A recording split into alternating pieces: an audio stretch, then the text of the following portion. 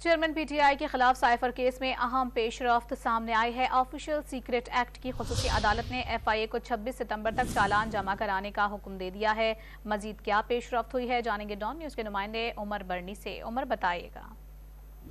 जी बिल्कुल, अदालत ने एफआईए को 26 सितंबर तक चालान जमा करवाने का हुक्म दिया है। ऑफिशियल सीक्रेट एक्ट खसूसी अदालत ने ये एफआईए को हुक्म दिया है कि वो 26 सितंबर तक चेयरमैन पीटीआई और शाह महमूद कुरैशी के खिलाफ जो है वो अदालत में चालान जो है वो पेश करें। अदालती जराये के मुताबिक चेयरमैन पीटीआई ने जेल हालात को आज तसल्ली बख्श करार दिया है और आज चेयरमैन पीटीआई ने जेल समाअत में अदालत के सामने किसी किस्म की कोई शिकायत भी नहीं की। अदालती जराये के मुताबिक चेयरमैन पीटीआई ने सिक्योरिटी लिहाज से जेल में खुद को महफूज भी करार दिया है।